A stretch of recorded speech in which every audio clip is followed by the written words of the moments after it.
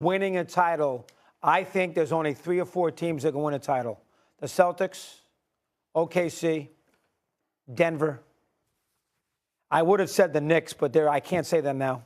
3. What about Cleveland? You want to put, I don't think Boston, but they're going to get to a conference final. Something wrong with you. I don't want to hear you. Something is wrong with you. I don't want to hear Oh, my Lord. Cleveland, have you been paying attention? Yes, I have. Have you been paying attention? You don't want to hear from me. The last 2 times they played, who won?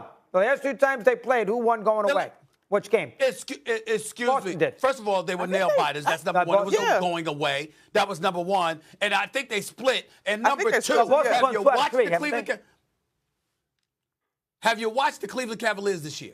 Yes, I have. Yes or no? Yes, of course I have.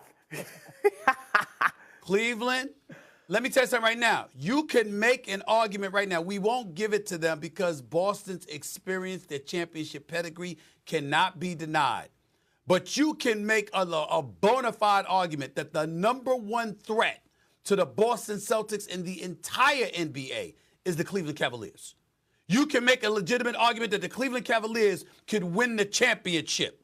When you look at their backcourt, when you look at their front line, when you look at their rebounding, their shot blocking, okay, their defensive prowess, the fact that they got a number 1 option. You pick up DeAndre Hunter before the trading deadline. This brother can hit threes. He's 6'8", can go out and defend on the wing. Mobley has elevated his level of play. You've raved about Kenny Atkinson on numerous occasions. You blame KD and Kyrie for Kenny Atkinson in Brooklyn. You were raving about it, but now suddenly he goes to Cleveland. They got the best record in basketball, and suddenly we're going to engage in selective amnesia? What the hell is wrong with you, doggy? The Cleveland Cavaliers are the number 1 threat to the Boston Celtics in the entire NBA. They can beat anybody in the West, and they can beat Boston. Yes, they can. I'm telling you, Cleveland is no joke. Last year against Boston, they got destroyed, and they barely beat Orlando in the opening round. This ain't last year. Let me just chime in here on this, doggy, because I was just in Cleveland, had a great chance to catch up with Donovan Mitchell. There is a entirely different air about that organization this year. They have tremendous confidence in one another. Donovan Mitchell is at a place in his career where he has understood that both he needs to be able to call his number and empower his guys.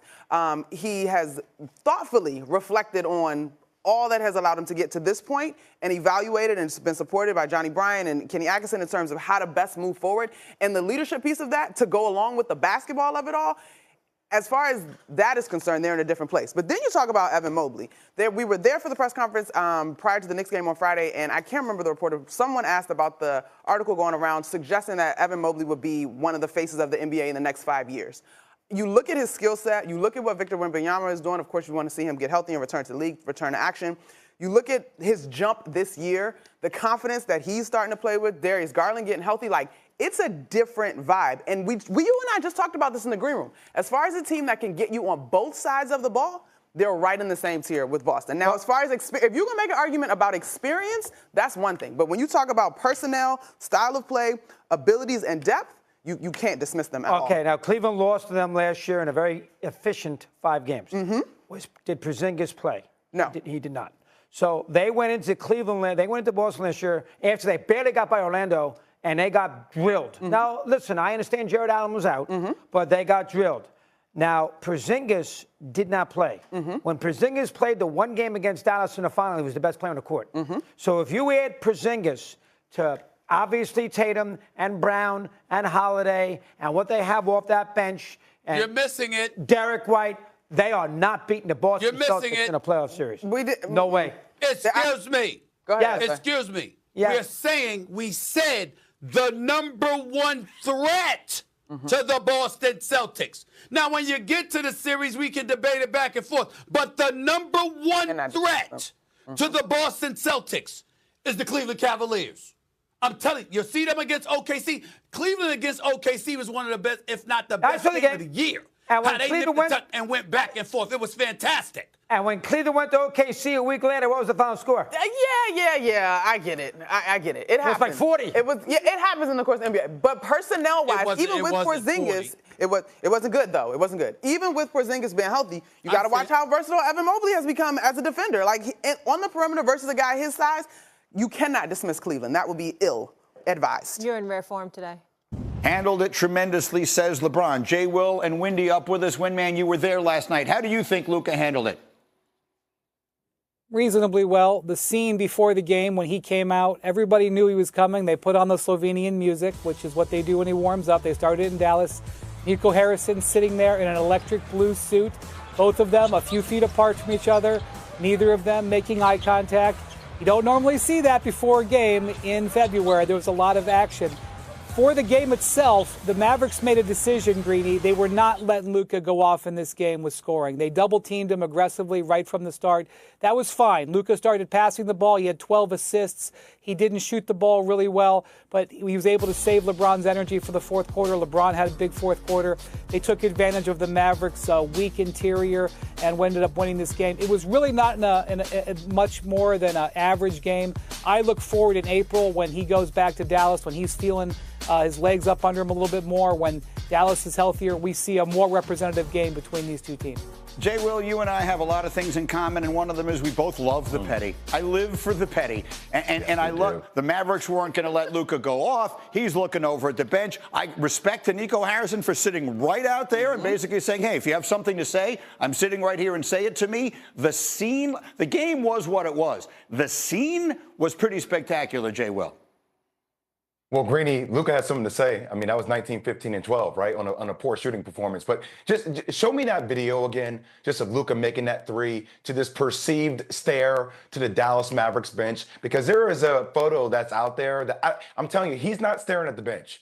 He's staring at Nico Harrison. It feels like this is so personal. It feels like that was a statement. Nico Harrison wearing that electric blue suit, which feels like it represents the Dallas Mavericks front office. Right? Like, this is something that's so meaningful to Luka, because in that moment, that felt like a mic drop. It felt like, hey, look, you let go of me. This isn't about Kyrie. This isn't about all my other teammates. This is how I feel about you and the front office. And nobody's moving on from this game, like LeBron James says. Like, we're moving into this game. You know how LeBron was talking about don't fit in, fit out? We're moving into more of this game coming up. And April 9th is going to be another testimony to how this game is going to be personal for Luka. April 9th is when they will go back to Dallas, or the Lakers will go to Dallas, I should say, and we're expecting the fireworks there. I don't mean fisticuffs fireworks. I mean, you know, sort of a lot more of this emotion. Energized. And maybe a better night for Luka. I got to be honest with you. I predicted on the show yesterday he would go off offensively, and everyone told me, no, they're not going to let him score, and I get it that the Mavericks didn't let him score. I wanted to see a little something. I can't put my finger on what it is that I wanted to see that we didn't see last night from Luka. I wanted to see him handle this.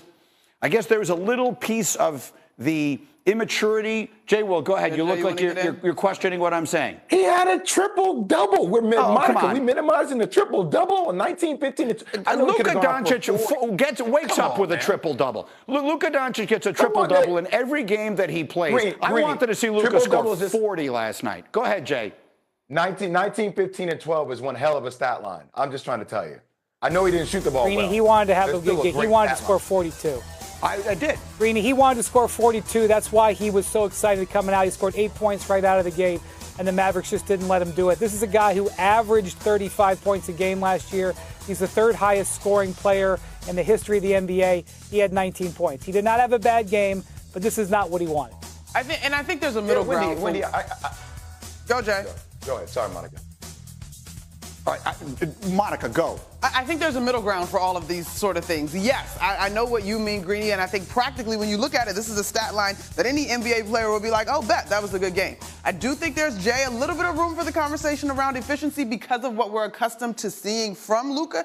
But I also think that, like, this is just round one, to Wendy's point. We got more coming in April, and Luka is still, to me, getting his legs under him, not just with the Lakers, but on the season. He missed a big chunk of the season last year, and he's not typically, like, I don't want to use I don't like the motor thing that has come out of Dallas, but it's not going to be an athletic display. So if he's not having an efficient night, you're going to get a triple-double, and that's still very good, but the numbers are not as gaudy in terms of scoring. He made a bunch of plays in this game. He was an excellent factor in this